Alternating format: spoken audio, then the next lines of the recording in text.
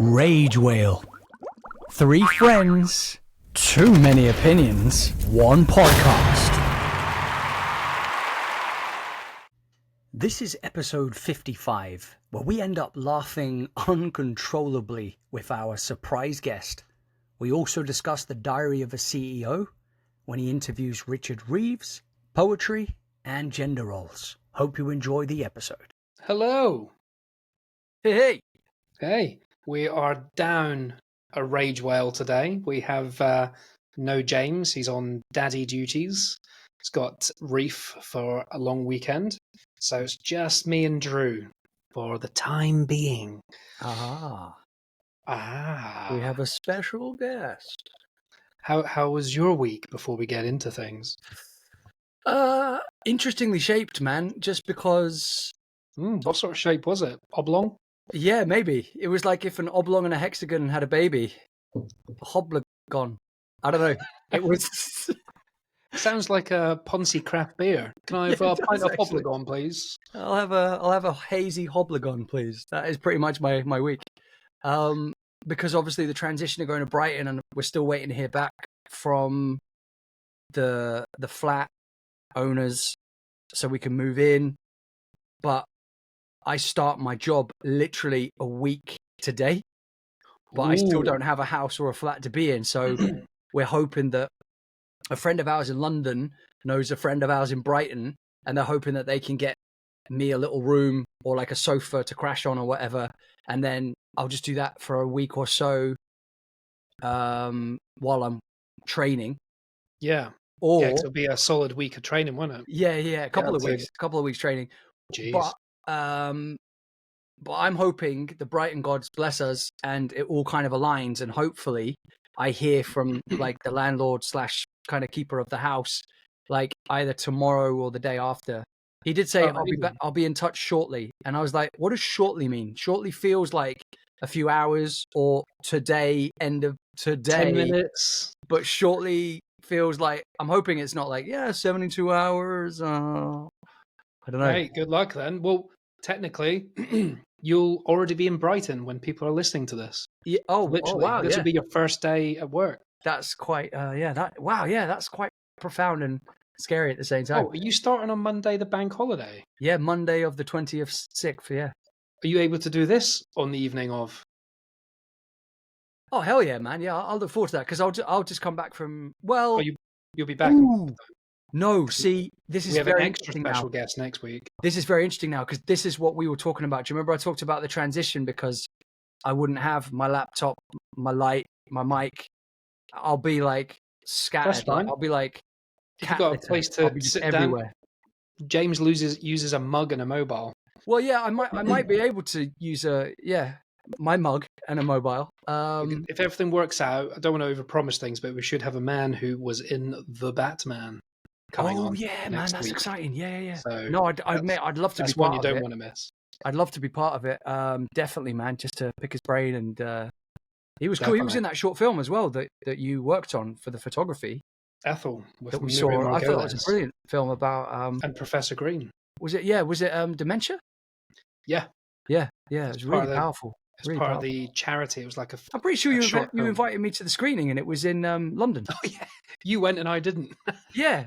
Yeah, you met because everyone's like, Trish. "Oh, how do you know?" And I was like, "Yeah, I know Kevin." And I was like, "Is he here?" No, he's not. I just he stood me up. Forgot about that. Yeah. How was Yeah, because I think you were really sweet about it. You went, dude, you might be on a network, man. You go there. Yeah. Like, you be my +1, even though I'm not there. So you are just the one without the plus. And yeah, but it was lovely, like chatting to people and stuff. And like the film went down a treat, and it was really cool. Was Professor Green there?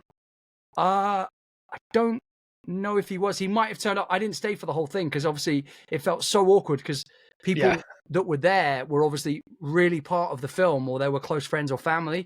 And I was kind of like, I felt like I might as well have been in like a monster suit, like a blue monster suit. Like, hey, you don't know me. You got to watch it and say hi to Trish, because I would have messaged Trish, I'm sure, to say hi to Drew. But they were lovely, and I did try and make my way around to some of the people and stuff. But how was your week, man? Like, what were you?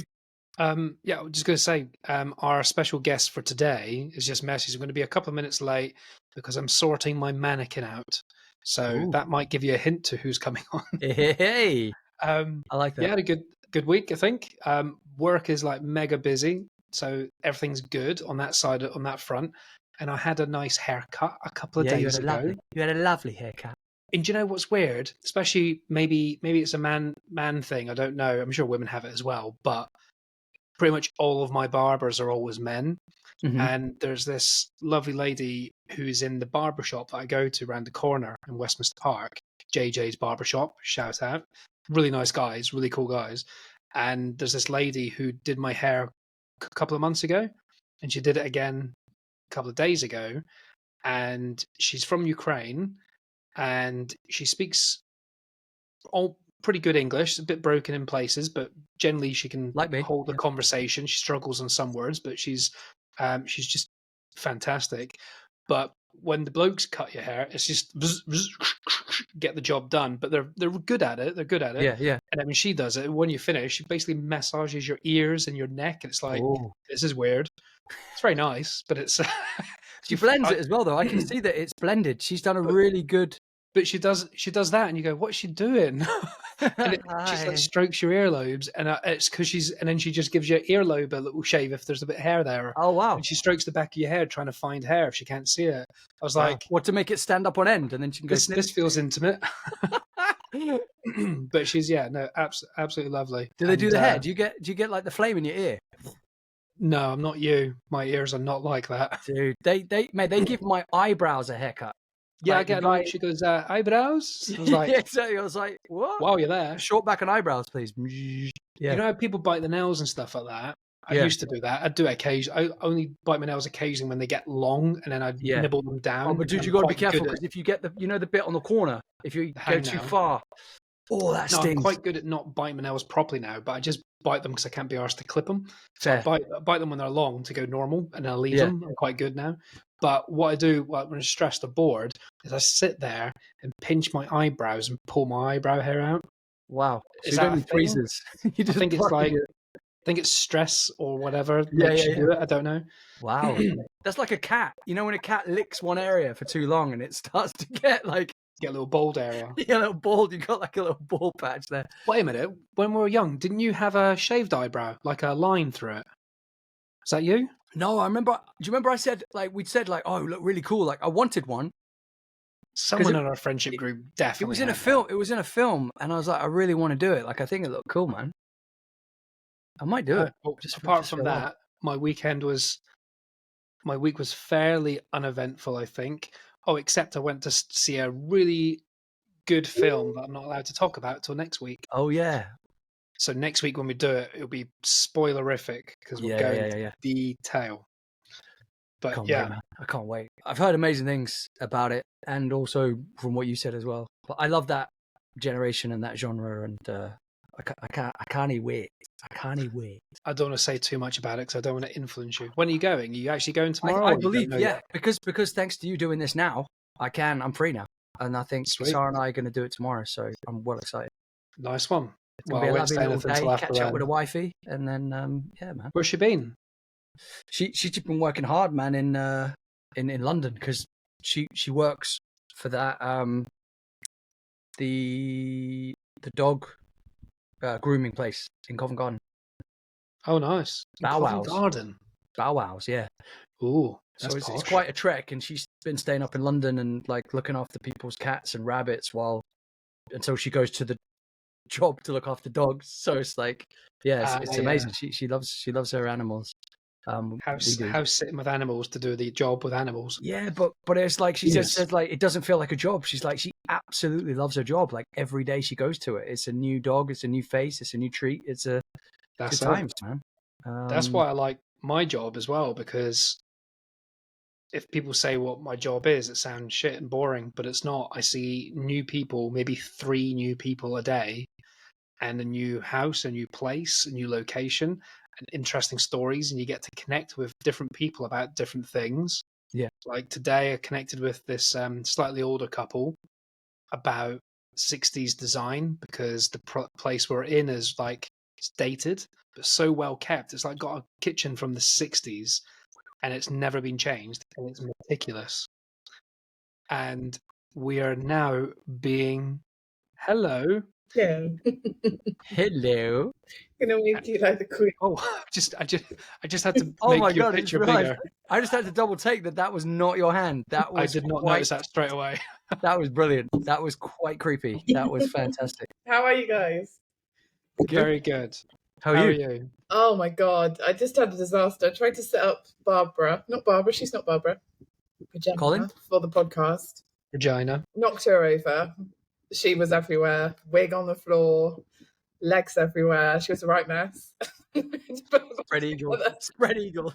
And then I know you guys normally have like one drink when you do the podcast. I was like, I'll go out and buy a beer. And I bought the beer. And luckily I had another one in the house apparently that I just found. And I spilled it everywhere. So I had to mop up the beer. Oh. And now I'm sitting in a bottle of beer. I'm not having a good day. Oh. You're sitting in a what? Well, no, a puddle of beer. You laughed all the way through that. I didn't hear a You word. sat in a puddle of open Well, no, beer. it's by my feet, but I've mopped it. But I don't think I've done a very good job because I was worried about being late. Just don't slip. Don't stand up too quickly. And So you have no other beverage? I have in a Oktoberfest mug from October. Oh, lovely. Ooh. Lovely. Ooh. So that's Regina in the background right now, I right? can kind of see her. What is she wearing? Oh, wow. She's wearing a fairy costume from the street parade. You can't. The light's really bad in here. Sorry. Nice. It's like a tutu and Run a back corset. if you want. like a silhouette of of the mannequin. Is that Colin's missus? Yeah. Well, Essentially. only if she's into necrophilia, because Colin is not Oh. alive. Is she into necrophilia? No. Do you know, it's really weird because of like this whole mannequin story, you know, like how we used to live with a mannequin. She did, I heard the rumours. she should freak me out. But, I can see the love though. Freudian thing of the uncanny valley of like when something looks more like a human that's like not alive, it creeps us out. But I'm so used to her now. I just come home and I'm just like, oh, I live with her.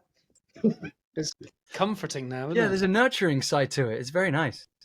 What is that the wig? Yeah, I think she's better off with a wig on, right? Let's dress her up with this podcast. Oh. Should I get a chair? Yeah. Okay. I think she should join us. This is She can be a stand-in for James. Yeah. this is perfectly normal. So this is It's amazing. this is James, everyone. That's the quietest James has ever been in his life. Yeah. I just And the most listened to your PC. latest one where you started to like interrupt him back and then talk about bourbons. I was like, legend. Yeah, I said one That is thing interesting revenge. about my work because I got interrupted by my phone vibrating and he just went back to normal stuff. I'm like, what? Okay, fine. That was a good way to have a chat about something else rather than what was he even talking about? Oh, don't I know. don't know. So into the Olympics. I didn't get through the whole episode yet. Drew, Oh, yeah. Revenge is have sweet. you planned your bourbon interruption or did it just come to you? No, it was Oh. just That was a hark back to the previous episode, wasn't it? Oh no, was that? no, because I said that guy measures things by bourbons, and you laughed, and then you started talking about how I many thought things you you Oh, measure right, with yeah, trying to bourbons. be random. Like, Yeah, I was trying to wind up James because, like, you could tell that my threshold was getting very thin because every time I try to speak, a James comes out, so I can't really speak. So- you were funny, Kev, as well, when you were like, "Oh, sorry, is it annoying when people interrupt you?" And then you both talked about like 5 things. But it's all love. I'm It comes from a loving place. It's a beautiful thing. It is. I love James, but I would like to kill him occasionally. But it's also nice because last time you were here, I wasn't here. So now it feels like it's kind of gone full circle. So it's actually really nice in a way. I'd like to be a stand-in, but next time we'll just have vagina, just like you. Yeah, just have her there. Yeah, and then you just voice her. Like, Oh, that'd be good. I tattooed You her could as just, well. you just off I got camera. bored. yeah. Oh If you just yeah. put a couple of lines there for her lip and then make her I'm lip. gonna tattoo the whole of her with the pen. What have you done so and far? Shed Just That looks says cool though. That is really she's cool. sober, right? But she just, I mean, it was, my house was a bit of a tip when her and Katie J were here, but you know, it is what it is. And I'd put Regina in the hallway and Shed Best had tripped right over. Not her fault, it's my fault. I'd put Regina and an arm fell off. So. Oh, that's properly broke. Yeah, but I'm also teaching people that about disabilities because she's got. That's important though, yeah? That is, because they were saying in shops they wanted to show more mannequins with missing pieces so that it's fair for everyone. Amputee mannequin. Yeah, man. But it was a big deal. They wanted to get wheelchairs for mannequins and everything. So here is a representative of. But in all honesty, guys, I think that's quite important because you can imagine going into all these shops and if you're in a wheelchair and every single thing you see is stood up and it's like, well, hang on a minute, maybe there's got to be a mannequin in a wheelchair. So, now they're trying to do things. I mean, I'm a teacher. I just had my first day in kindergarten today. I'm exhausted, and you don't see many toy babies of different colours, toy babies with disabilities. Wow, yeah, that's true. Yeah, for children, the representation is. Oh, I thought that had improved. Is it not? I thought they had like Barbies. They've got, but not enough. Is that why their arms could come off when we were kids, or was that just by accident? That's not. That wasn't just a. I think when we were kids, I think in the 80s or 90s, wasn't it the babies that started coming out where they pissed themselves? I had one of those. Man. But do you remember when Shed was in though? We talked about the long kiss goodnight. There's a moment where the doll she squeezes it, and the Wii is flammable. So she uses that to escape. I don't remember that bit particularly. Yeah. I remember that bit very well. That is a great shot. So someone did a bit of murder from a that is the screen piss grab. off a doll. I'm normal. That is the screen grab. Sorry to interrupt the show. Just a reminder to say we love and appreciate you all for listening to the podcast, whether it's on Spotify, Apple, or Amazon. Don't forget to subscribe, rate, follow, as this really helps us continue to progress and improve the content and keeps us making these fun episodes for you guys. Oh, we're also on these things called Instagram and TikTok. You can follow us there too, as we share short, funny reels on the reg that you can share with friends if you like. Now, back to the mayhem. How was your holiday? How was your holiday with all the ladies? It was so nice. It was a bit of a shock to start in school today. Oh my goodness. I mean, just when you're a teacher and you've had the whole, well, not off because I was working some bit, but I was working from home. So it wasn't with children. And I was just exhausted. It was just manic. But it was super nice. I had my parents' day. I had Shed's day. I had Russell's day. I had Katie J's day. I was driving them around Switzerland. We saw some beautiful things. And the weather was really nice. We're just I've got this really nice lake outside my house. So we're just swimming in it. And it was the first summer that I haven't travelled and I stayed in Switzerland. And I realised this place is awesome in the summer. There's so many free festivals. How do I get casual? How do I sit? I couldn't tell which arm was yours anymore. I didn't know if that was their arm or her arm. Yeah, I'm just trying to act nonchalant. Watch where your hand's going. You're getting a bit frisky there. Oops. Sorry. Couldn't help myself. She said, oh, 80s, cupping a vagina boob. She's balding. Sorry, back to normal conversation. That's very friendly. Yeah, it was really nice. Thank you. Yeah. Oh, you guys went the away, photos didn't looked you? really lovely. Were you in Sweden and Kev was in Spain? Am I right? No, I wish. In our dreams, we were probably, but no. No, are you referencing the social media clip put out Maybe, about Sweden? Maybe. Oh, yeah, no, that was last week's Dan. guest. We've had last week's guest, but his episode's not Aaron, out till Thursday, and that is Aaron. That's my friend from London, and he moved to Sweden to be with his partner. And just like you said, you got a lake at the bottom of your garden. He is surrounded by a lake in his apartment. Yeah, lake is the theme. Yeah. I think James thinks he lives in a wood cabin in the woods, like Evil Dead, but he lives in a modern building that's really nice and with a garage and but yeah, it's like a proper house. It doesn't live in a cabin. Huh? Have you been to visit him? I have not yet. No, he moved during the pandemic. I think he wants a kind of cabin and stuff like that because he loves axe throwing and he's really good at it. So the idea, he said he wanted to get his own axes that he could just throw into a tree. So makes sense. He just carve his own little targets. Do that. You did that in London, didn't you? Yeah, he was great at axe. I mean, when it's called axe throwing when he does it, it's called axe messing when axe missing messing. Anyway, when I do it, it's a There's mess. a lot of limbs down there. So many limbs. Wow. But I'm going to go see him next year because he's getting married. So Wow. I'm going to Oh, leave the UK for pretty much the first time in 12 years. So that'll be nice. Only 12 years. Wow. Well, I'd be happy not want to leave. I went to Sicily in 2012, and that was the last time. I went on an airplane last year from a mate's 40th, but 2 years ago now from a mate's 40th, but it was only to Dublin. And it was one of those things like I haven't been in a plane for over 10 years at that point. So you get on the plane, it's at John Lennon Airport in Liverpool, which is, I've been used to London airports, which are mental. Liverpool one, it's tiny and it's empty. I was like, it was me and about 3 other people in this whole place. And we're all having a beer at like 7 a.m. Wow. And then when the plane takes off, I thought deliberately don't think about it because I think I might be a nervous flyer, but I'm not sure. I was just trying to keep out my head. And when it took off, it's really exciting, I thought. And then was that the beer person talking? The person comes round and goes, "Do you want a drink?" And I was like, oh, it's early. I'll just have a soft drink. The soft drinks are like £6 for a can of Coke, and it was £6.50 for a beer. It's like, come on, you want us to get drunk, don't you? So I got the beer, and he put it on my table. I opened it, and I hadn't even put it to my mouth. And the voice of the tannoy goes, "Please put trays away as we're coming into descent." I'm like, are you fucking kidding me? The quickest flight on Earth. It's like 45 minutes or something. Wow. And it's like 25 minutes of incline and about 15 minutes straight and then 20 minutes decline. Yeah. So I got the beer and I was going to say, it take you about, like 20 minutes to get served, or? No, well, they can't serve you while you're in that. No, you're of course. an angle. You They wait for down the your flat. beer because you're already landing. Well, pretty much, yeah, because when it went flat, it's only for like 10, 15 minutes. I didn't get served instantly.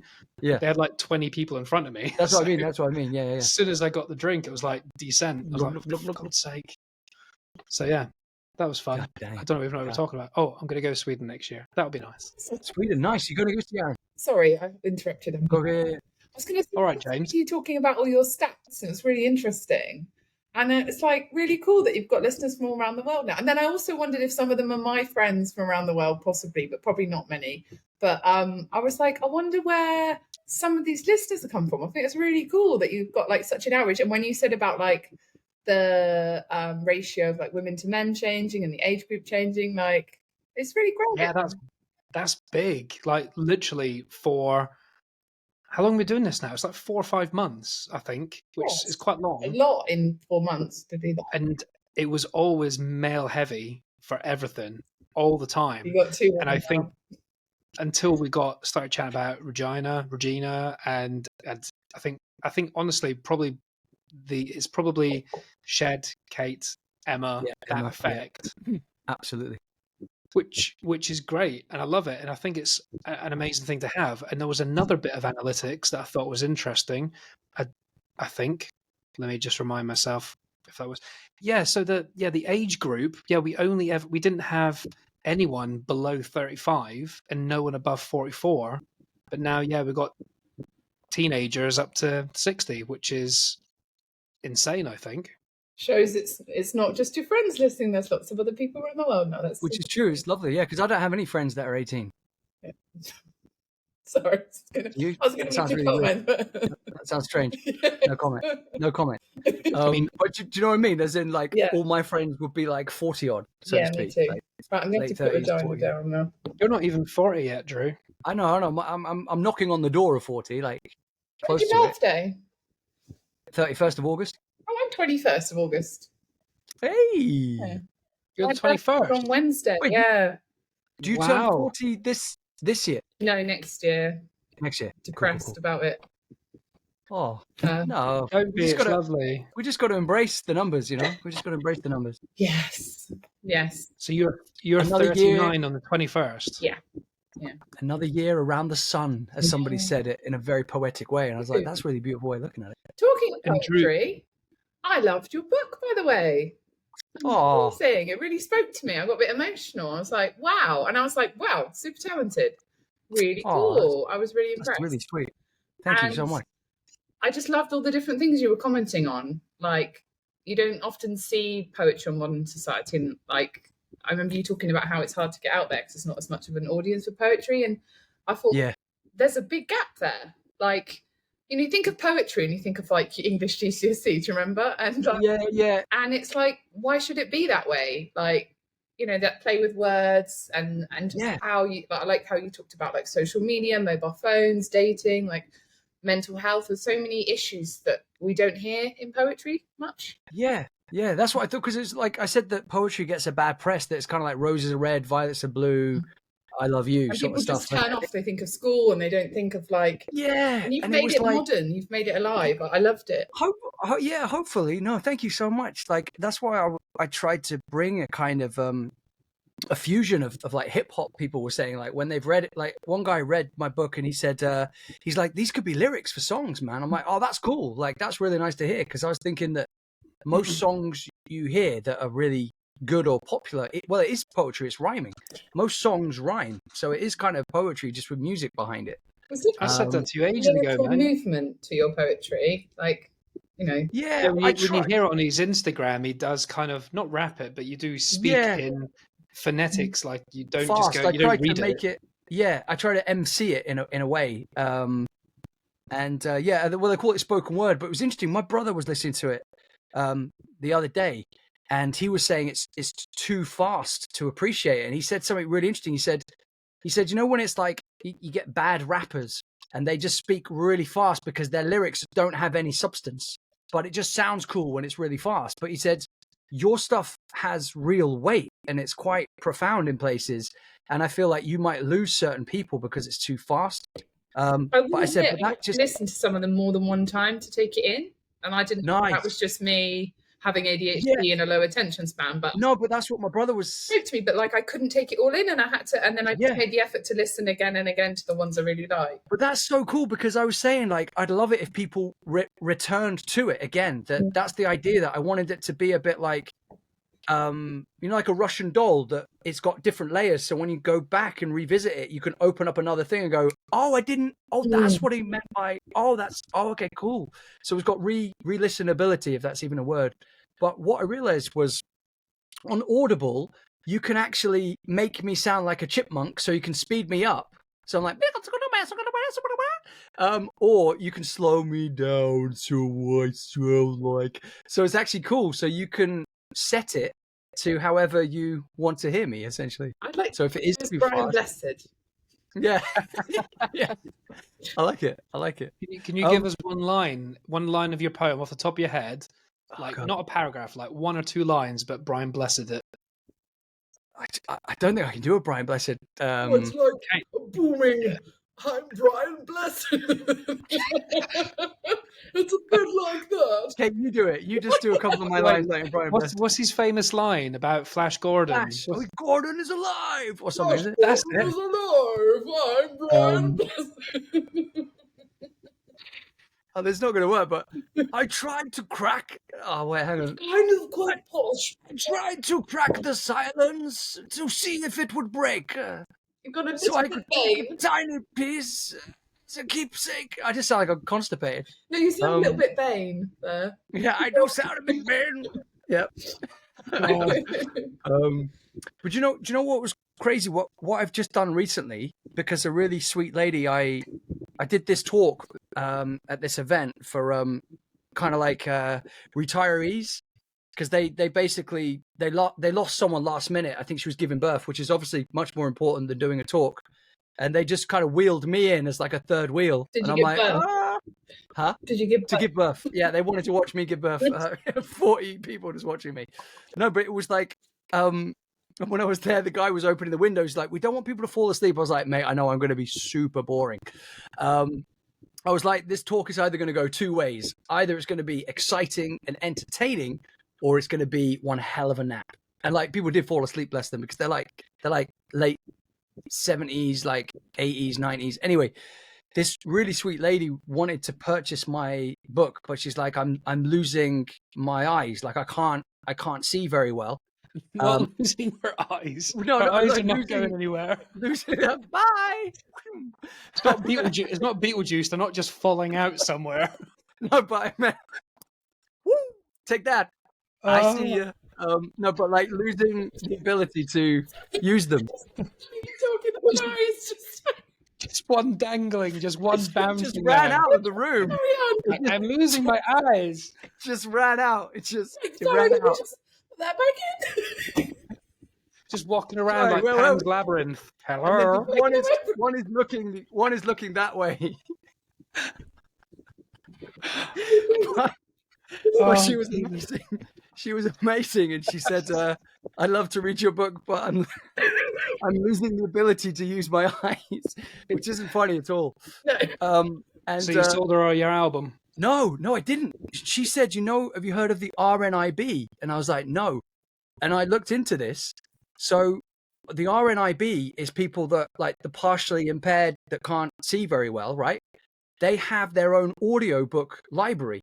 And this sweet lady that I met, she says, can you add your book to this library so that me and an audience of people that can't see, that couldn't use Audible, that couldn't read your book or whatever.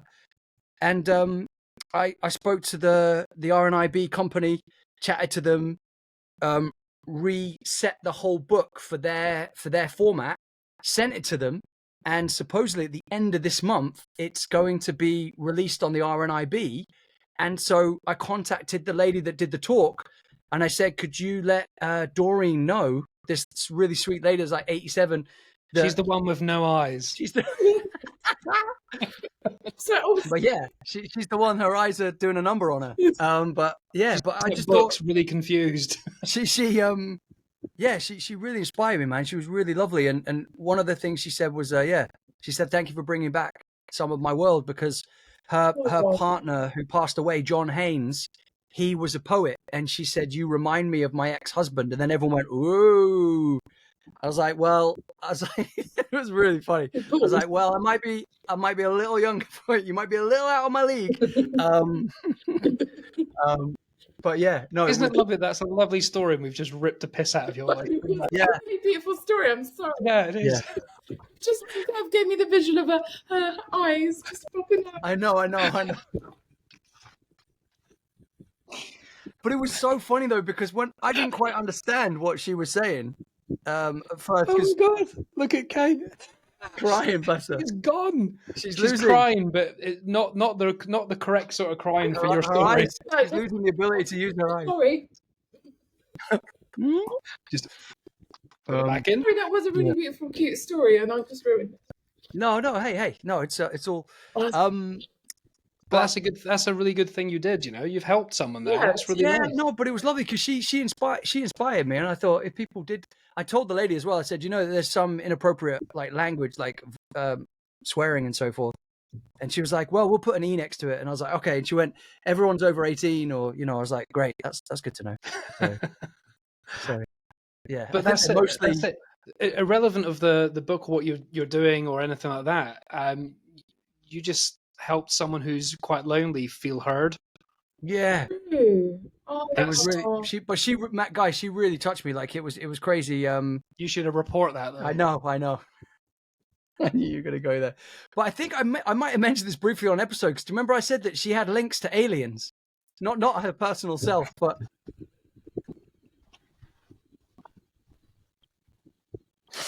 she knew people. She said she... I'm stripping out my nose.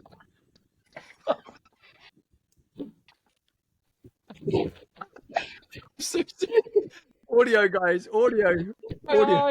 My eye hurts. I'm so sorry, guys.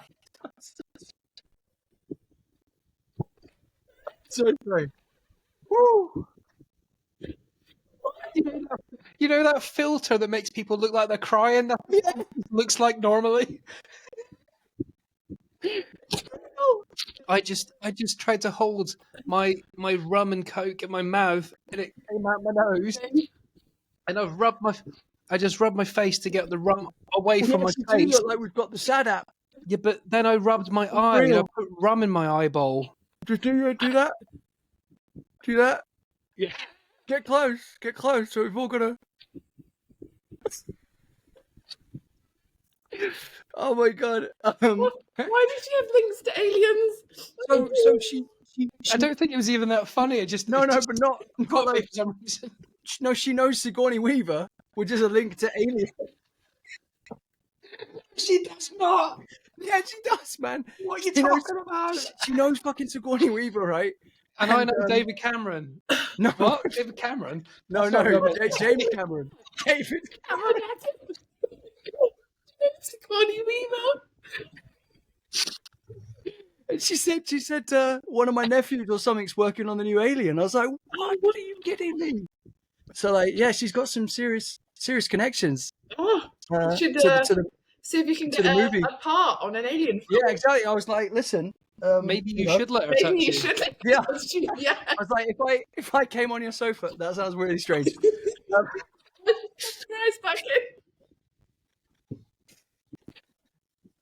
Don't come on an 80-year-old person's sofa. But you might get an Alien film. It's a great actor. If I sat on your casting couch, would you help me get into an alien? Get into an alien? Okay. Right. Laughter is the best medicine. But you know, you're talking about beautiful stories. We were talking about how lovely it was when you mentioned how you felt about that episode when we opened up about men's mental health.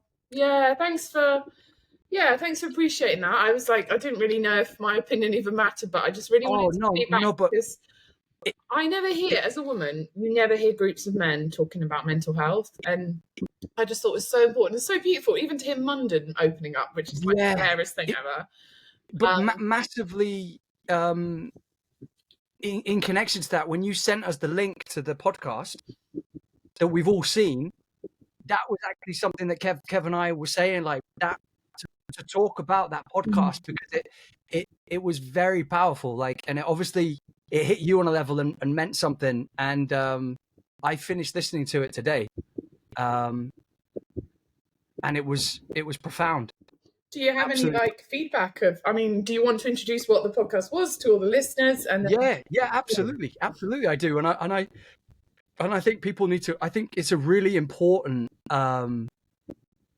2 hours that a lot of people could benefit from in this day and age.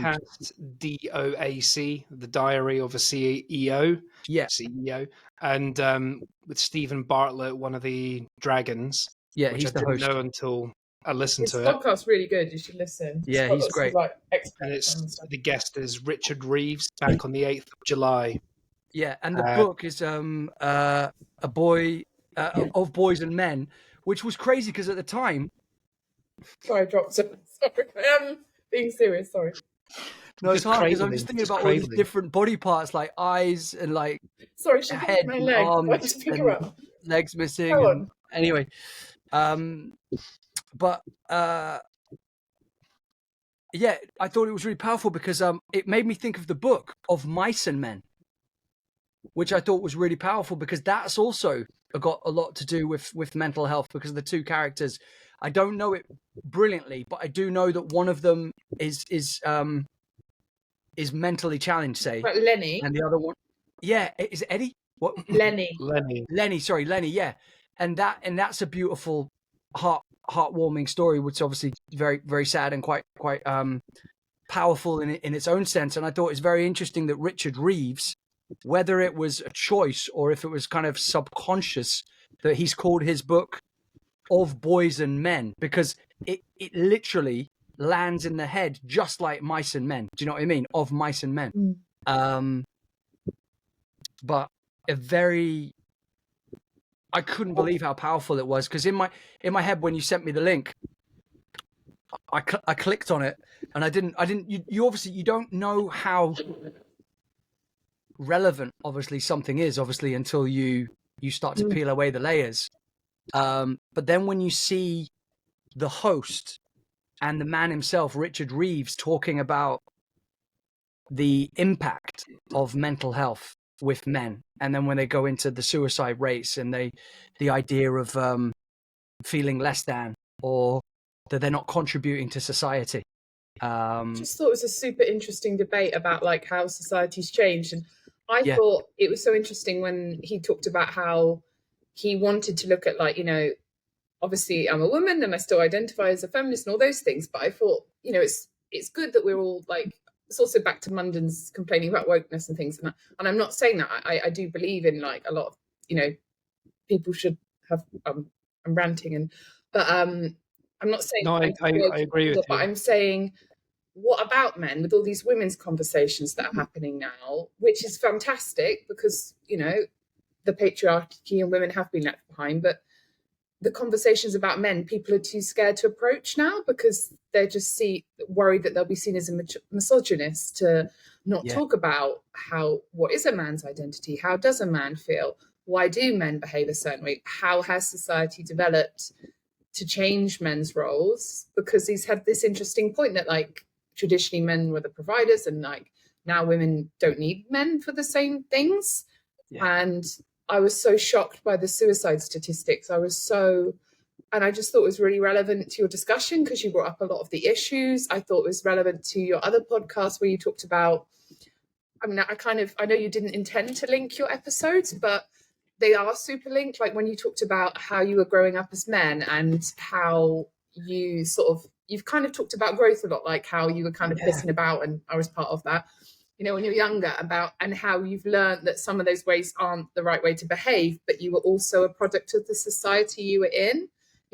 It's interesting, Kev's brought it up a few times that he was like, well, my role model was this, and it's not even saying you're wrong because it's of a time, and it's of a time of, and when you're making the discussion and the joke about the, Shaun of the Dead and jokes about being gay and how everything's so stigmatized now as well. It's like you used to be able to joke about these things. Why not? And I also sort of not fully with London. I disagree with a lot, but sometimes his opinion that you can't say anything now, and why not? Why can't you joke about these things? And and I thought your episodes were linked unintentionally because you also talked about how you were looking as men as role models and how, we're products of society, we're socialized by a society. And you were growing up thinking, okay, how do I be a man? You're watching Arnie, kiss the girl, get the girl, punch the man. And like, that's where you learn to be a man from. Whereas now films, like when you're talking about, I haven't seen this Twisters film, but you talked about how, you didn't even get the girl was the, protagonist. It's interesting now. So men are also, how is movies influencing men's like gender identity now, and how is that changing from films? So it's also an interesting question. I think as well with that Twisters, the reason, I mean, when we talk about Twisters quite a bit, it's not like a groundbreaking movie. It's quite a standard action film, but the scenes are incredible in it. But the relationship between them, I think, is so subtle. I don't think it's getting the credit it deserves. I think it's a lot of complexity there, if that's the right word. Complexities. Complexity, that's the word. Just I like an extra vowel occasionally.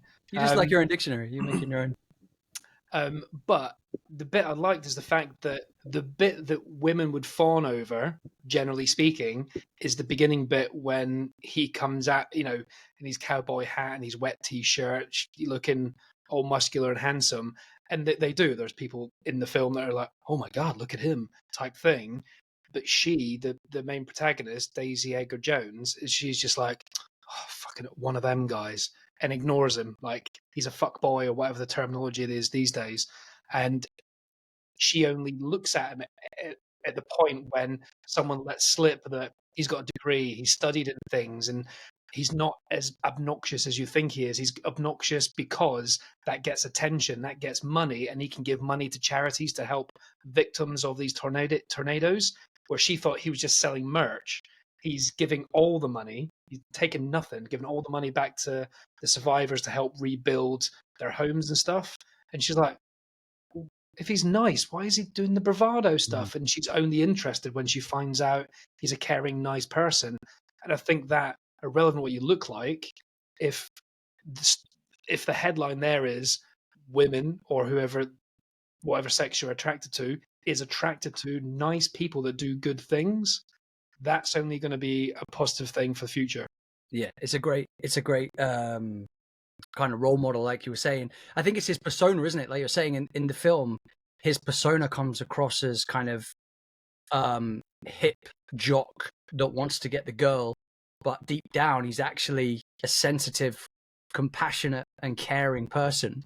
In the Yeah, persona, he's in that. competition mode because he wants to catch the tornado before she does, and then when he realizes that she's better than him, Yeah, and a decent and intriguing person because she's the first girl that doesn't fawn over him, he's yeah, like, wait a minute, why yeah. isn't she fawning over me?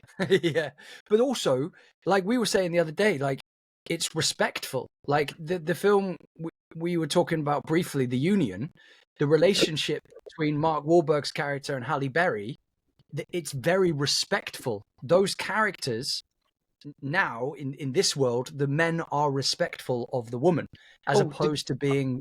I googled that film last night after I watched it. We won't go into it today. We'll go into it in the next episode. Yeah. But I googled Mark Wahlberg, Halle Berry, just to see if they'd done anything together first. Do you know what the top heading is when you type the two names in? Why didn't they kiss in the film The Union? See, That was this the is top search. Exactly. But see, I think that shows now that how we've been so brainwashed to thinking that you need to get the girl, you need to kiss, you need to have all these things. And It's like the irony is, I watched Demolition Man a couple of days ago, and it is batshit. It's still a bit weird in places. It's doesn't quite stack up today. There's nothing that bad in it, but at the very end moment when there's burning buildings in the background, and it's Sylvester Stallone and Sandra Bullock walking away, and that's an odd couple in anyone's imagination. And then she says something, and Stallone just grabs her by the waist and like not like a to kiss her, like fucking throws her and slams her and like almost headbutts her with a kiss. Like it's pretty full on. I mean, from the film narrative, she wanted that, but still because she lives because it's in a futuristic world where people don't touch, and he goes, well, we can. There's fun things to do if you're allowed to touch, and she goes, what more fun than that? And then he goes, oh yeah, but isn't the sex that weird virtual thing, and they get freaked out because they're wearing these VR headsets. You just take it off, and he's like, "That's really weird." That's like, and then he swears at the machine to use it for toilet paper because he can't use the 3 shells or something. The 3 seashells, yeah. The 3 seashells. Like, I want to go back and talk about the podcast, but I do have a question. Yeah, sorry, definitely. I know I'm trying to have a serious discussion. I've got a bloody mannequin on my lap, but it's fine. I feel like this is an episode where if you dropped acid, this is a great one to watch. Not that I'm encouraging dropping acid. Oh no, wait. Anyway, I'm going to just do this as I continue talking. Oh my god, you're going to put that on? That's so dope. Is there any films that you've watched recently, other than the Twisters, where you've noticed that like gender roles and examples of not just like relationships between men and women, but like the kind of ideal of a man or character shift has changed what you would say? I'm not having this discussion where I'm putting this on. Gender identity and like role models as men. Oh, I'm not sure about this. You look great. You look really nice. That's really nice. The first one that came to mind is like the opposite. Have you seen Woman in the Sea on Disney? No. It's Daisy Ridley, who's in Star Wars, and it's like the first woman that crossed the channel, and it battles those things because obviously everyone's racist, misogynistic, and sexist back then, and she wasn't allowed to participate in like they had an actual swimming pool for the men, and the girls were in like this basement, like dungeony pond thing. It was like really weird. They weren't allowed there, but once a year, professionals came from another country and they would let the women join in the proper swimming pool that's outside. This is like in America, and it's just like you're watching it, and the film's meant to be about a woman crossing the channel, and that is about 10% of it. 90% is her overcoming the misogyny of men going, you can't do this, and her just going, yeah, I can. I don't want to be a stay-at-home wife. And this is like in the 20s. Like there were people like that, but and even the men. But the good thing that I liked about it on your point is that her dad is being classed as old-fashioned. Like, arranged marriages is something that you think of in other cultures, but no, in America, white people would still arrange marriages because they were poor, and if there was a suitor that was worthwhile, their daughter's getting married. There's no thing. But in this film, the mum, who's not allowed to speak up to her husband because she's a woman, her daughter's really into swimming, and her dad's like, no, it's blasphemy. She can't wear those outfits. It's degrading, and it'll embarrass me. And the mum goes, no, I'm paying for it. And she starts doing a side job to pay for it. And then as she gets good at it, the dad, who's old-fashioned, even for 20s, he's technically Victorian. He's brought up a Victorian man, basically. So that's proper bad. He's the one that ends up encouraging his daughter. He still doesn't know how to say I love you. And he still doesn't know how to say nice things because he's a man in that era. But his actions speak louder than words, that he supports her and he goes with her on the journey. He's on the boat when she's crossing over. And I thought that was beautiful, seeing the man do that in the 20s. I don't know how real it is, but even the fact it was in the film, I thought that was powerful. That choked me up. It was not her overcoming things. It was the support from the dad. I was like, Jesus, that's good. Because on the flip side of that, when we briefly talked about the Iron Claw, that shows the brutality of the masculine, like how damaging masculinity can be, which is kind of a segue back into the podcast, but like how the father treats his children. And Kate, have you seen that? Do you know what we're on about? This is this swimming film still you're talking about, right? No, sorry, no. The Iron Claw. No, I've never seen it. Is it a new film? It's the one with Zac Efron. It's the one about the wrestlers. Yeah, it's free on Prime. It's got stuff to do with wrestling, but you'll love it. It's incredible. There's wrestling in it, but it's not about wrestling. It's about the dad's relationship with his kids. Yeah, and it's also about that kind of that heartbreaking element of them feeling like the family's cursed, and then gradually those things become more and more apparent as things happen, basically, without giving away too much. That was the first time I cried openly in a cinema. Yeah, it was crazy because when you said, I think you said get the Kleenex ready or something, and I was like, yeah, it's not that bad. Like, and then like I couldn't see some of the film. I had to almost like, if I had wipers, it was like I was streaming. Yeah. I couldn't. There's lots of stuff that's emotional. You get a bit of a damp eye, a bit of a wet eye. But that one, I was holding in so much because I was near people, and I went like I get a sore throat as well. Yeah, that end line. I can't say it. I don't want to say it. Oh yeah. Oh mate, that broke me. To his children. When he said that line, that just made the whole film crumble. Like it just. I won't say it. Fuck me. It was that is the most powerful line I think in a film for a very long time. Yeah, and the build up and everything's upsetting. There's a lot of upsetting scenes, but I was also very entertaining. I was upset about the fact that it doesn't matter anyway because it doesn't change anything about the film because the film is still a standout and Zac Efron is still an incredible actor in my opinion and an absolute master. That's the only film I've thought he's good in. Yeah. Well, he was great when he plays that serial killer. I can't remember. Yeah. The famous serial killer. It's very charismatic. I can't remember his name now. Oh, Ted Bundy? Ted Bundy, yeah. But moving on from Ted Bundy. Do you have any more takes on...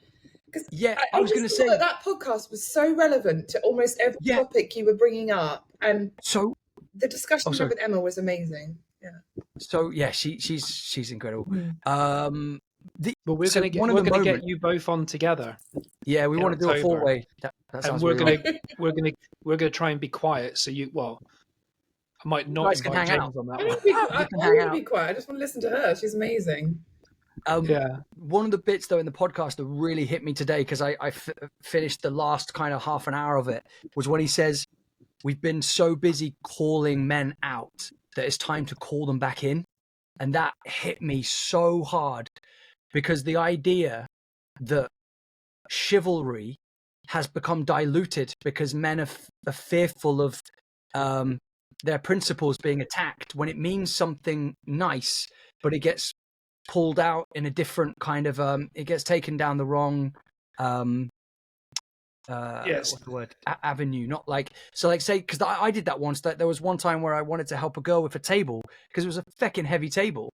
And then the girl went, "We've got it, actually." And I was like, okay, like, but I said, like, there's two ways of looking at that. Either I'd look like a complete asshole if I didn't help, but then ironically, I look like an asshole trying to help. That's a good point, Drew, because it's not about being chivalrous or not. It's about, I look like a bell end if I don't. So you're stuck. You either have to help and get shouted at, or you don't shout, or you don't help, and then they struggle and hurt themselves and turn around and go, "You could have helped, mate." Yeah, you could So have you pitched can't in. win. I was like, yeah, but It's it is literally when Stephen Bartlett was talking about like his girlfriend and how he wants to like walk the side of the road. I thought that's so nice. And actually, speaking as a woman, I can't speak for all women.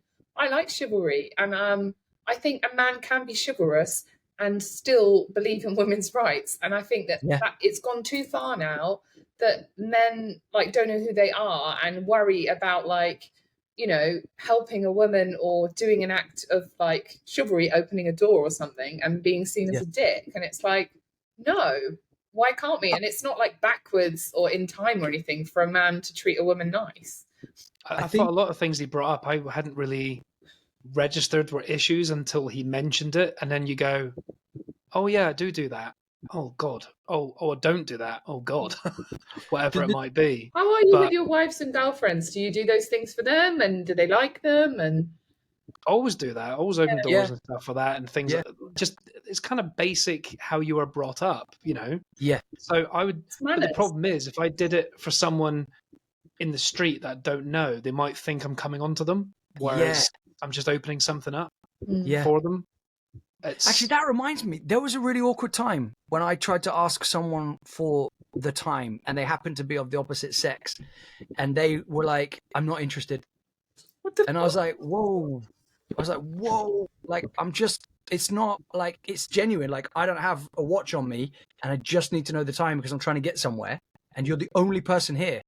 If I could chat to a guy, I would, but it's like, you are the only person here. But then they're like, I'm not interested. Were you like, do you have something attached to your wrist that can help me though? Like, I'm not after you and your digits. Huh? Were you like, what's the time, Mrs. Wool? No, I was just like, doing your button while you're talking. I was like, grandma who's into aliens. What's the time? It's hair time. No, I was like, it's at that point where I think. I think we avoid women. I avoid women because I excuse me. Sorry to bother you. Like, this is it. Sorry to bother you. Do you have the time, please? Like, if that is a common, then I'm doing something terribly wrong. Like, that's how I'd say it.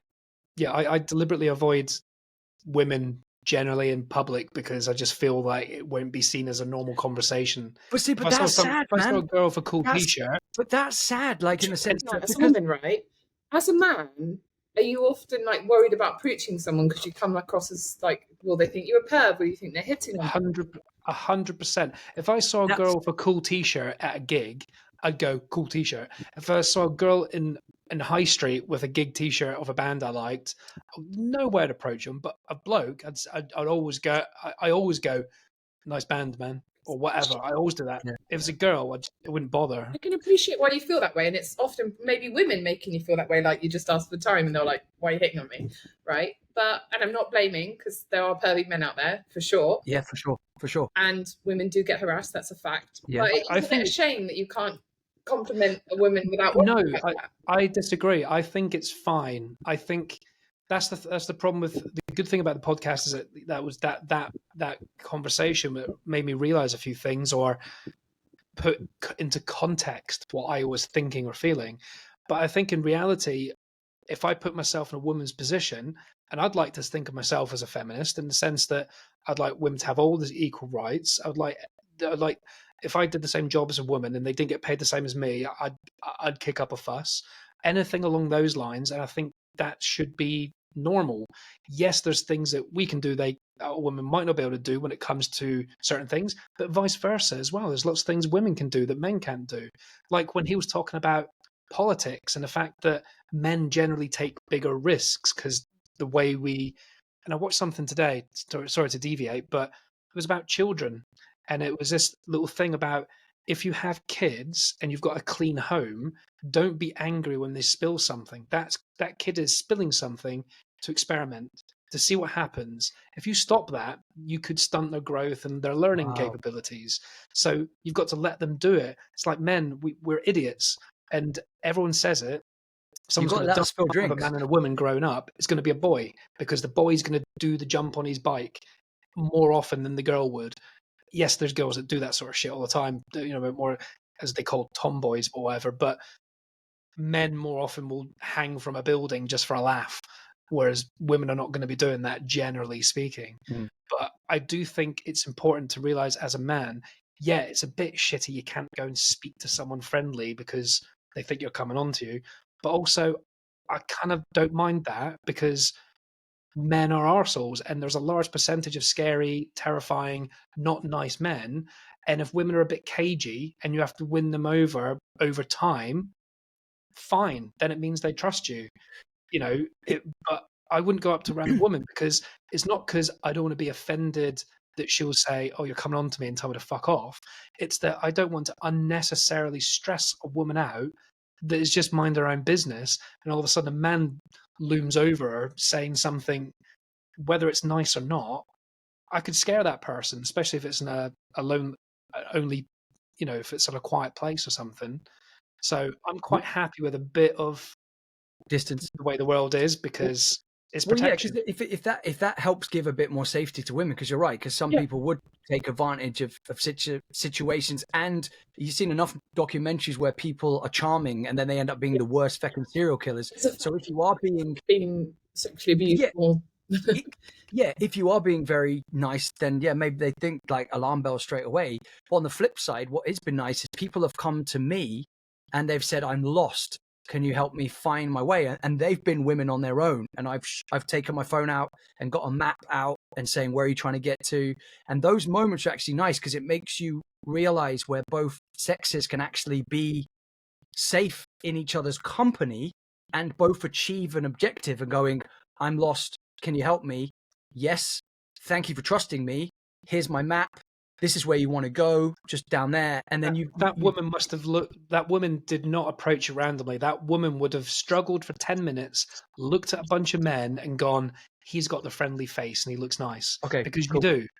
You don't. Okay, You that's have an approachable face that looks lovely. you do, and you are lovely. So within seconds of speaking to you, you know that you're you're a a nice lovely person. human. But that's well, that's lovely. Thank you. Well, Gonna make me blush. one take I had was, and back to this like woke society, and I'm not saying there's anything wrong with the woke society, because it's good. We have less racism, we have more rights for Agreed. but, That's what annoys me when James.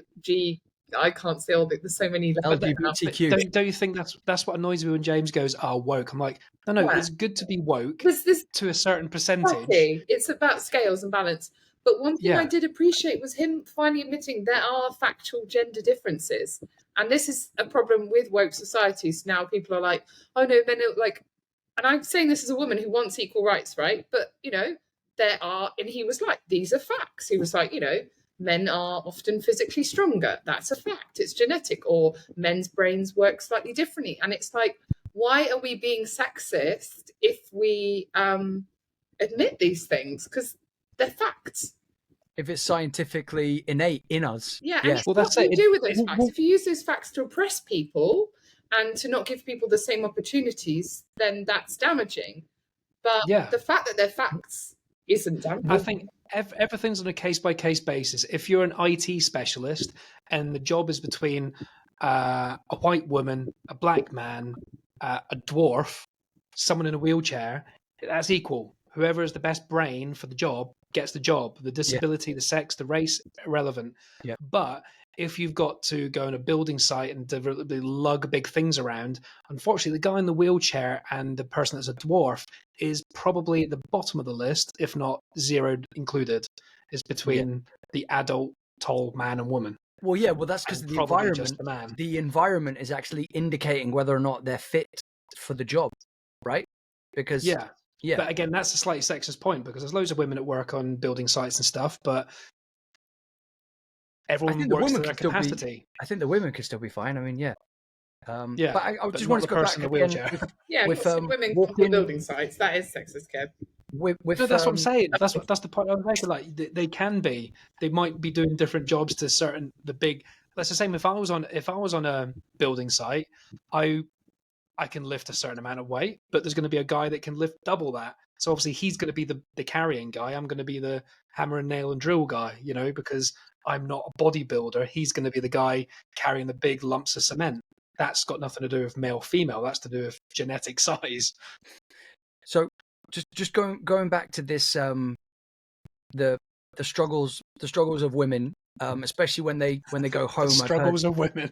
No, that sounds. Let's see I what don't you mean come like up that. with here, Drew. Like as if. No, I mean like Is it the pantyhose? the fear that women have, right? As in, like I've spoken to certain women about it. Like when they walk home, they have their keys between their fingers, or they have. Men have to never worry about that, but men Yeah, get beat. no, but I want to explain the men's side of it really interesting as well. Like the weird anxiety thing that I have as a man for it as well. Women with the keys or like the pepper spray or whatever they have on them, right? When I'm walking back, so like sometimes here when I've been walking back and there's a woman in front of me, and it's just the two of you, that feeling is very uncomfortable because it's you have to hang back. That hand is really unnerving me.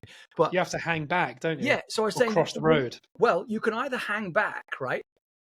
But something or run past them. Yeah, well, yeah, but that'll scare the crap out of them. Something I've done, which has worked a lot, no, I just say to them, and when you run past them, just go. I love that. No, well, I normally say I'm just going past you. Brilliant. You might as well just shout, "I'm not a rapist," and then pretty run. much though. But it's like the only problem is like there's been times where I'm running late, and if I hang back. Drew, how often are you running late and follow women around the street? Why are you following all these women? Why are you stalking women when you're late? No, it sounds terrible. It just so happens. You have to get past them. How old are these women and do they have eyes? What? I said, how old are these women and do they have eyes?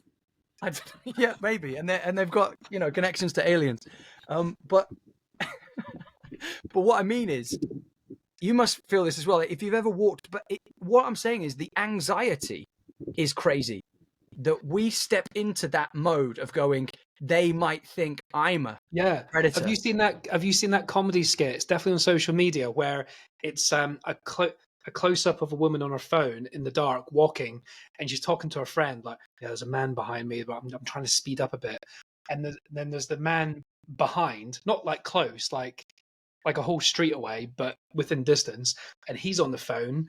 And he's going, "What's going on?" He goes, "Oh, there's a woman walking on her own. I'm just trying to keep up with her so she's safe." It's just like, but that's brilliant. There's something quite endearing that he's helping. Yeah. I definitely think I've thought that at some point. Like I'll just keep her in my eye line, just make sure she's okay. That's a lovely link back to the podcast again, because when Stephen Bartlett asked Richard Reeve something about what would you like your children to get, to learn from you as a man. And he said, that bit was beautiful. And he said, the three things that I love is that if you ask out a woman, then that's bold, that's brave, that's courageous. If they say no, you take it and you're respectful of it, but you make sure they still get back home safely. And it was like, that was beautiful. And to be honest, that's kind of the three things that I've kind of lived by myself as well. He said my kids have got a curfew, and one time he was 10 minutes late, and he said, I was just making sure half an hour. He dropped off home or something. Yeah. I was like, I mean, 30 minutes lying in that scenario. Yeah. Just want to stay out longer. Yeah. But I thought you were going to say the bit he says at the very end when he says, what words of wisdom would you give to you or a kid growing up in the world today? It was definitely specifically to his children. Yeah. What would you do to make sure they're respectful of women and become healthy? And he goes, I won't say anything to that. I'll just be the best version I can be, so my kids see that and go, oh, that's how I should act because my dad does that. Yeah. I'm not going to tell them to do anything. They've got to learn on their own accord. Yes, they'll be chastised if it goes bad, but ultimately I'll live my life well, and my kids will see that I'm happy, healthy because I do X, Y, and Z. But it was also like when he said he was contributing to doing nice things in society. So like, say like, I don't know, signs or bins had been kicked over or whatever, like he'd put things back and be like, you can put things back. You can make decisions that make the world a better place. And I think that's important. And it's nice to have that as a role to go, how can you as an individual make the world a better place? Do you know what I mean? Just making better choices. Like what he said about, thinking about how fathers play and how your childhood plays such an impact on, your gender identity and how you interact as a man. And I agree with you. I think that's nice. He said like just to be the best person he can, because then his kids will see that as a role model. And it's just super powerful. And it was just nice that I appreciate that he was brave enough to touch on these subjects that people are afraid of because they're scared to talk about, like, what about men's mental health? What about men's role in gender and society now? Because they're just worried about being seen as, we're sexist, which is not. And I think he is so full of facts and so full of refreshing points of view that he can say all these things and not. There's not one thing he said that made me want to punch him. Yeah, and there was a lot of leading questions that you could go, oh shit. He did very well in and that he interview. escaped it really well.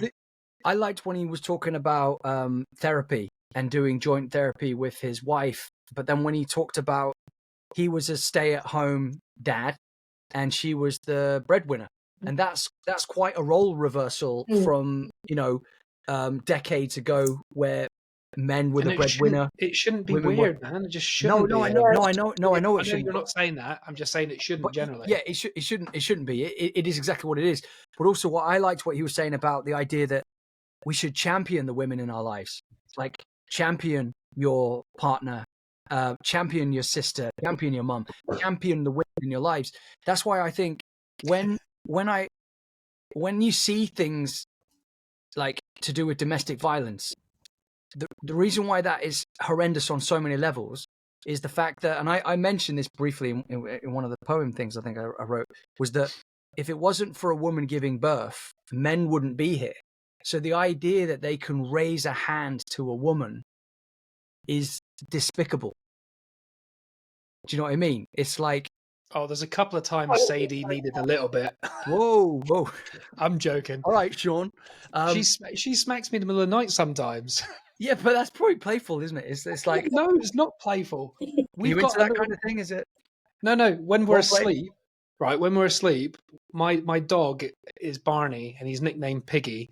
So he's just like, where's Piggy? Because he's a Cavalier King Charles, so shortish snout, and he just walks around awake, going every now and again. But when he's in bed with us or in the room, no matter what. No, it's beautiful. I sleep with my animals. You've got to sleep with your pets. What are you and Sadie doing with your dog? You've got to sleep with your pets. Well, we've got a super king size. Like, we've got a big fuck off bed. When I'm on my side, if I put my arm out, I can't even touch her. Wow. And the dog is in the middle, spread eagle. Very cute, actually. But all night, the dog will go...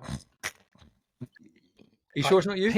Piggy noise all night. It's not you. And if I have a drink, apparently I've never really snored. She does. So I don't go to sleep very quickly. So I'm listening to Sadie snore, the dog snore, and I struggle to get to sleep. And the few times I sleep and I have a little bit of a snore, apparently I don't snore badly, but occasionally I'll do like the deep breathing stuff. That's terrible. And Sadie will just go and slap my face while I'm asleep. And I'll go, oh. She'll go, you're snoring. And I'm like, the dog is constantly snoring. Why are you not slapping the dog? But you must snore louder than the dog then. It must be really bad. Oh my God. I don't snore very often. She records you though, right? Again. Sarah recorded my snoring because I was like, no, babe, like, nah. She recorded it. Mate, I sounded like a storm. Like, it was frightening. When she played it back, I'm like, you hit me whenever. You hit me whenever that comes out of me. I recorded me out of bed. Sadie. And That's she talks in her sleep, and because she deals with animals a lot, she's there going, "Oh, hello, come, come, oh, hello, and then just turns around and goes, Barney, Barney, Barney, Barney, oh, come here, oh, who are you? And just like chatting to cats and dogs. That's what she does all night. I'm not kidding. I've nighttime got is recordings of it. never boring. That's quite an episode. But the thing you were saying as well, what was it? Like the bit in the podcast that they're chatting about, Richard Reeves, which I found interesting, was that subconsciously we don't know why we act the way we do. And he's saying it's like from centuries of how men and women interacted as cave people or whatever, or like back in the day, and how we've subconsciously grown. And like you said earlier, men have always grown to be the providers, the one that gets the thing or kills the thing. The women were the made the home and grew the children and made it safe for them, but men did that practical stuff over there. And now we feel less, it's about feeling useful, and that's why the suicide rate's so high, because men are feeling less useful, because if they don't have a partner. And what was it he said? He said, if you don't have children... He said that men on their own do a lot less worse than women on their own. And that, like, statistically, they're more depressed than a single woman. And not having children, you've got less of a purpose, where I don't have kids. But the big thing was, what I was going to say is that as I said, like, I don't know how to phrase this without sounding like a bellend, but... You're in the safe space. Thank you, Drew. When we're living in London, Sadie changed her job from being like a bookkeeper, like an accountant, to going into. She was really good at her job, and when they changed her location, she ended up doing all the work she needed to do by about midday, and the company said, rather than here's more work or here's a pay rise because you're so good, they said, can you not just do it slower? And Sadie was like, what? So, because she was so professional, so she ended up convincing them to give them less hours. She would work half days, and then because she had a half day off, she started dog walking, and that's how it started. And then it got to the point where she was enjoying it. She was like, I'm going to sack my job in and do this full time. And obviously it was lower pay, it was higher risk because it was freelance, all that sort of stuff. And it would impact me because I would have to end up paying for more things. But we've been doing it for a long period of time, and whenever she's unsure about things or if anything worries her, I just have to remind her that I believe in you. Otherwise, I would have told you to get a job, because if I didn't believe in you, then why am I, convincing you to keep going and do this thing and do that thing? Because I've got you. We're covered on that side. So financially, you're low 1 month because you're freelance. It's not the end of the world. I want you to feel comfortable doing what you're doing. And never once have I complained or said, oh, I'm buying dinner tonight again, am I? It's not been a thing. And she'll always pay as much as she can whenever she can. And she hates it. She actually hates it. She hates the fact that if we go out, it's usually me that's paying. But if it didn't happen, we wouldn't go out half the time. But I think that's important for partners to support each other, and for people to feel it's a beautiful like they've got you. Yeah, it's really nice. And I think that's what, again, with the men thing about having a purpose. I feel like I'm helping her and making it safe for both of us. But in reality, is it just my Neanderthal brain going, oh, I'm doing something that's worthwhile? No, I think. And then you question good things because am I doing it for a selfish reason as well? But it's like you're saying, it is protective. It's like a team. It's like, I've got you. Like, if I'm covering these doors, you focus on that one for now. And do you know what I mean? And I'm sure the roles will reverse. Do you know what I mean? It's like, because at the moment in my relationship with Sarah, like, she's working full time, traveling crazy hours, going to London, and I try to contribute by giving her lifts to the station every morning, or I try to help her make her packed lunch in the morning or whatever. So even though I'm not making any money, I'm trying to be economic with the time she has. So if I can help do any of those tasks, it makes her life easier because I know that she's the one supporting the two of us. Well, it's not even financial, is it? It's just Yeah, but being like you're there. saying, but it's also beautiful. It's the idea, like the again, what Richard Reeves was saying, the idea of your team. Like, why wouldn't you want to champion the partner in your life, the person you love? Like that's why it's crazy when people either become jealous of their partners and stuff like that, because that's not a healthy relationship. It's like you should like you said, you champion them. Like, I believe in you. Like, I'm so proud of you that you've managed to get this far, or you've got this position, or you're taking a risk, like, and being behind them 100%. Rather than being jealous, like, why do you get the jobs, and why are you always this, and how come you're making this much money, and da da da. Like, because some men, interestingly, will feel, like he said this, they'll feel lacking They feel because they're like, emasculated when a woman is successful. Yeah. they'll be like, I'm sorry, I'm not bringing enough to the table. I'm sorry, I'm potentially a disappointment, that I'm a potential weight on our relationship because I'm not bringing stuff to the table. I'm not contributing. And then that spirals into your mind. And then when you potentially hang out with friends, if you have any friends, you're like, oh, she's doing everything and I'm not doing anything. And then ironically, those kind of people spend their money on alcohol or substances because they can't deal with what's going on. But then it looking like a suffering way of them trying to deal with something. But then when their partners come back, they'll just be like, all you do is sit in front of the TV and drink beer. Do you know what I mean? And it's like this kind of vicious cycle. Whereas if they could just either be able to have that honest conversation with the person they love, or with friends. And I think that's kind of what Richard Reeves was talking about, that when people were in couples, like healthy couples, the women would introduce the men to other men groups, or say, hey, you should go jogging with Jimmy and Ryan. And it was like they'd inspire us to go out and do things.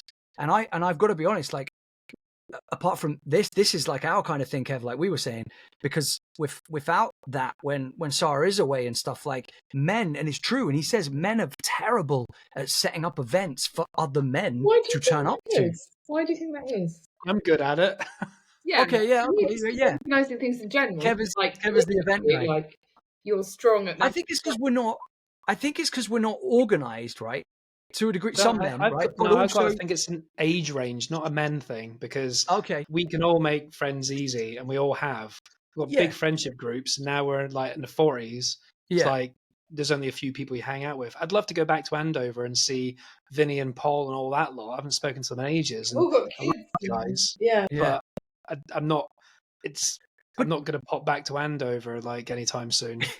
I don't blame you. But what's funny, Kate, I was saying to Kev, like, obviously the other day, Kev's house was like the go-to party place, right? And I said, he's now turned Rage Whale into the go-to party place, which is beautiful, because he's able to bring all of the different friends and contacts and people he's met. And Kevin's brilliant at that, of bridging people together. Really and is. That's kind of why I think Rage Whale has another element to it. And it's beautiful being able to bring in friends, guests, different it's just an walks of excuse life, to see people that I've not seen in ages. Well, I'm super grateful because Rage Bowl has got me back in contact with all you guys. And also, like, I've got another element where I live abroad, and it's hard for you to go back to Andover, but I have to get on a fucking plane to see people. So it's really that's a bit more dedication. And how are you finding, like? Sorry. No, sorry. Go on. I was just going to say. Luckily, it's only an hour time difference. But when I was in Hong Kong and you had like 6-7 hours, it was really difficult. Especially in a WhatsApp group with friends, I'd wake up to like 1,000 messages because of the time zones. But to keep that contact is difficult, especially when life gets in the way. And I can't just. That's why this summer was super special. Like, I really wanted to do stuff like focus on my health, go to the gym, like do more like schoolwork and hobbies. And I spent the whole summer just enjoying my friends' company, and I don't regret it at all. Like, it was so special to have that time. It's good for the soul, isn't it, to see all your friends? Yeah. I My laughed my like wife. a baby when Katie J and Shed left, though. It's Oh, like they, yeah, Katie J also cried on the platform. We were like, because you realise how sympathises so special hard. this is, and Emma was My, right. You do make things happen, Kev, and Drew's right. You made the party house happen, and now you're making like Rage Whale.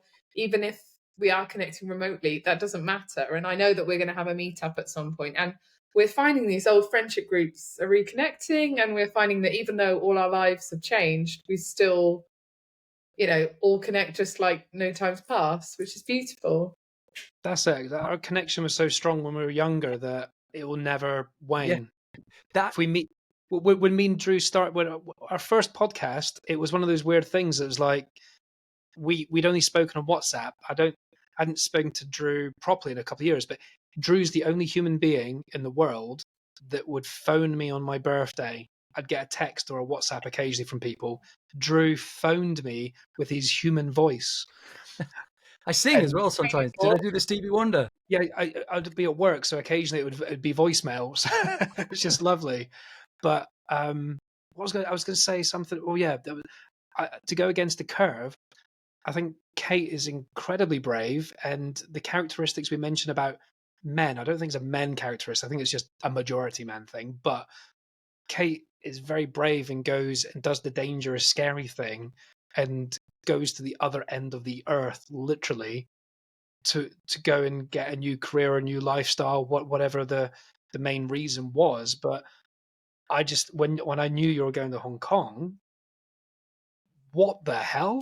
Like that is mad. And anyone's like it's so brave. I couldn't even imagine doing it. But you always wanted to travel. I know you always didn't like staying still.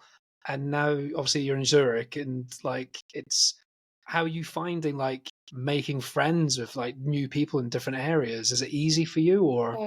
it Well, should do be, you I know know what? I you. think it's actually easier as you get older.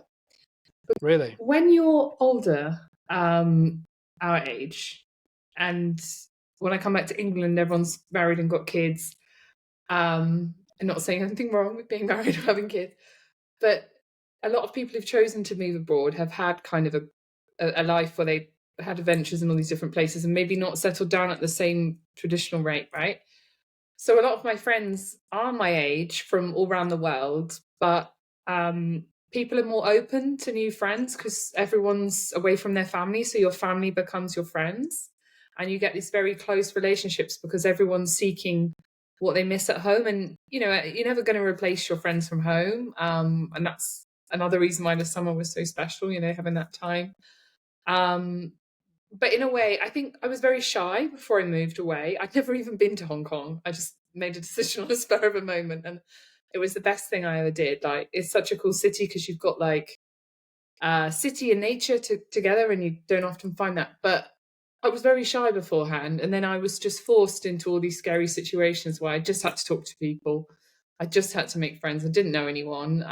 Was in a foreign country in very drastically different culture, and I had to adapt. And don't get me wrong, you have some really, really lonely times and it's really hard, but it's made me grow as a person so much. And then when I moved to Zurich, I did it all over again, had to start from scratch, didn't know anyone, never been to Zurich as a city either. I mean, I've been to Switzerland briefly, molested some statues there, but I went No to context needed, apparently. the Hydron Collider. That's my random only experiences. Brilliant. Um, Mannequins are not Kay safe likes with you touching around. every It was the statue first time in I the bum noticed bum. this statue was actually in Switzerland. Actually, it's really weird. In Hong Kong, when I first got to Hong Kong, I bought this bag, right? It's just a rucksack. And then I've traveled so much to so many countries. And every country I've been to, I've always bought this little rucksack. And it didn't really mean anything, but it was kind of sentimental because it's the first thing I bought when I got to Hong Kong. Then I looked at it the other day and it has a Swiss flag on it. And I was like, that's really weird because I ended up in Switzerland. But no, I'm just saying that when you move abroad, it's really hard. You really treasure the people that you have at home, and you have different relationships. Plus, I forget that my friends aren't English. Like I have friends from Ecuador, Philippines, Italy, Germany, like so many countries, and my friendship group's so diverse. And I forget sometimes because our common language is English because that's the mostly spoken, and my German's a bit shit. Very shit. I'm learning.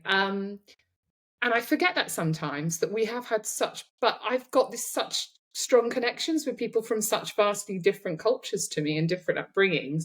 And I think it is partly because you've all had to make brave choices and push yourself out your comfort zone, and you've maybe all been through stuff, that you have this common connection. But it doesn't stop you really missing home sometimes, really missing your family sometimes, and really treasuring like English sense of humor. There's nothing like it. I miss being sarcastic with people sometimes, or I have a new boss at work who's German, and I was like, oh, I'm not sure if he's going to get our sense of humor. And then the other day he just said, oh, that's what she said. And I was like, yes, he gets English sense of humor.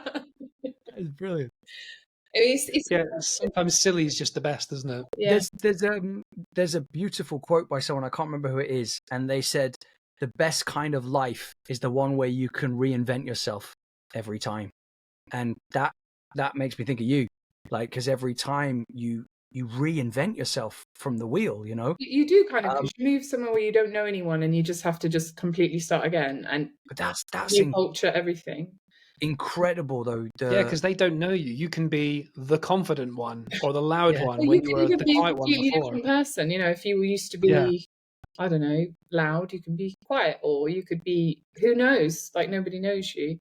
And that Yeah, sounds healthy in a way. It's kind of like you're acting Yeah. out like Inside Out. Like you can be all those different characters in different countries. Well, I think what Kate mentioned is something not in the same stature, but me and Drew can probably, me and Drew specifically could probably, what's the word? Empathize with that. I think we might have similar experiences, not obviously traveling, because what you've done is mega brave. But when we moved to London, we've come from Andover, which is everyone a knows it, small town. which is Everyone's white. There was one black kid in my school, and I remember. Actually, I won't say the joke. It's not a funny joke, and it's really ignorant from. But it was when we were like 6 or 7 years old, because we didn't understand, because we'd never seen a black person before. And then you move to London, and your world changes. I've never been racist. I've never been judgmental of anyone of any race or anything. But I didn't understand things. And then when one of your friends is a Jewish guy that teaches you about Judaism, and he's not even that Jewish, but he knows everything, and he tells you that's why they do this and why they look like that. And then you're friends with people from all over the world. When I was in the second office I was in London, it was me and one other guy that were British, and no one was English. But isn't that such a great experience? You learn so much from other people, and It was other amazing. people live as well. Like you also learn that like different ways of living, and yeah, Different cultures, different You food. become less ignorant if you go to cities or you meet different people, because I had nothing against races and religions, but now I actually know things about them, and I've met people from them, and you know that apart from they do this but I do that, everyone's the same and everyone's cool, you know? It doesn't matter if, one time a day he goes into a prayer room. When he comes out, he's still saying the same dirty jokes that I would say, and all the stupid shit that we'd all say. But different people have different ways of living. And my mate Saeed was the first when I was in training. I hadn't even got the job yet. I was in the training for my first job in London. It was the first week I moved there, and the first person that really spoke to me was a guy called Saeed. He's still one of my best friends to this day. I'm going to see him soon in a couple of months, and I see him every time I'm in London. And he, obviously, from his name, he is of Asian descent, but he's more English than anyone I know. He's born and raised in Kent. He's the most poshest kid I've ever met. He like plays cricket and stuff like that. He's not posh, but he is not a very good Muslim. He definitely does drink. He does definitely do all the bad things. But he is a lovely, lovely human being. And that's it. That's one of the things I loved about London, interestingly. Like, yeah, at first it was overwhelming, but it literally felt like a little piece of every different part of the world is in one place. So when you open your door, it's like London felt like the world. You're opening your door onto the world's doorstep. Do you know what I mean? Yeah. Because it's like you'd be on a train and the carriage was full with different people from all over the world. And I love that kind of multicultural kind of atmosphere. But well, it's when James is talking about wokeism in America, in the America, irony is, like when you look at, I don't want to go into politics, but when you do look at the map of America and you see what states vote which political party, there's a few anomalies occasionally, but ultimately it's the East and the West Coast that are usually blue, and all of Middle America are red. So Trump wins because the majority of America's in the middle, but without being stereotypical, the more how do I say this? reserved, The sensible. more intellectual, the more worldly wise people that live in LA, in New York, who are in cities and multicultural places, rather than buttfuck nowhere farms in Iowa. I'll get you, boy. I see you. I'll get you, boy. I live in Iowa and I fuck my own sister. She's my mama. My Like, sister-in-law. Don't turn your back on family unless it's in the bedroom. I've gone to try not to be offensive and being really offensive. Sorry, that was Before you, But it's the same. But it's the That was same with terrible. UK. The I most just became a meth head. Sorry. the Yeah, most this- woke places, but the most intelligent places are usually basically London and cities, Can I just because that's where the majority. I'm pouring a drink. I'm not peeing. Sorry. She's so happy. She's so excited. I'm just going to pee myself. I'm pouring a drink. Do you know what's weird about Zurich though? Like, my friends are a lot of expats because Swiss culture is quite reserved and they're not very how do I put this politically, just in case I have Swiss friends listen.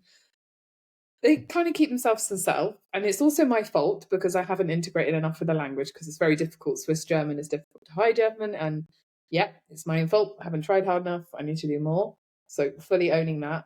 But like I said, a lot of my friends are from countries, random mix of countries. But as a city, Zurich's not very diverse, and I hate, like, it's diverse as in expats, right? Lots of, and I think there's like the population of Switzerland. I think it's like 50% expats or something. I don't know if that's right. Really? I don't know. I need to Google that, but I heard it in a comedy show the other day, so I don't know if that's true.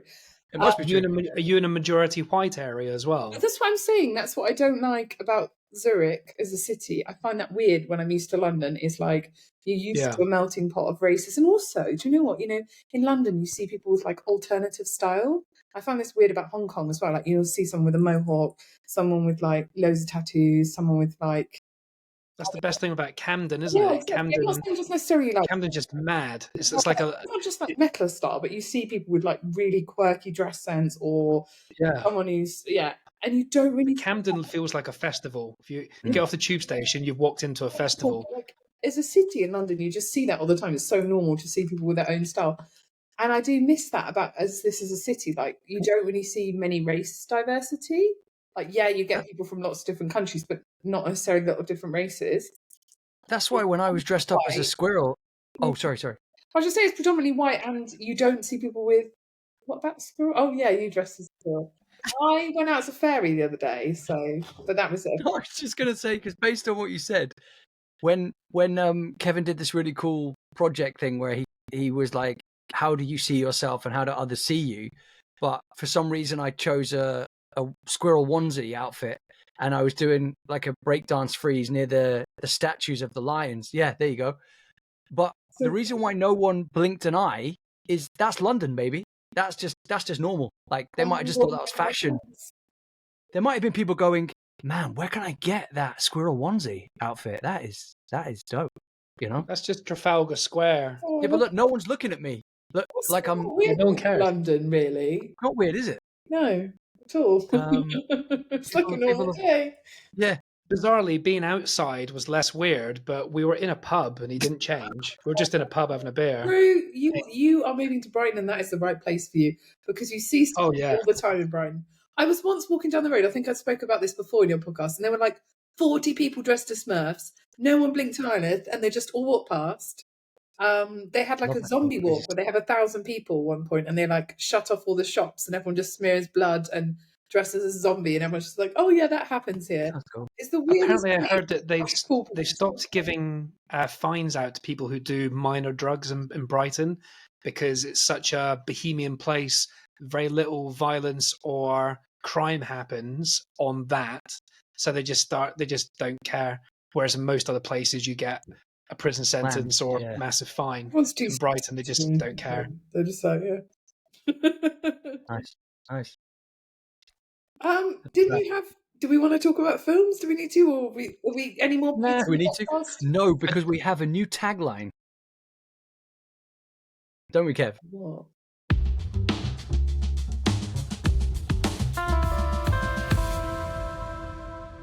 Find out more about our tagline in part 2 of this episode on Thursday. Kate will join us for more hilarious and deep conversations. This has been Rage Whale. Thanks for hanging out with us. We hope you had a whale of a time.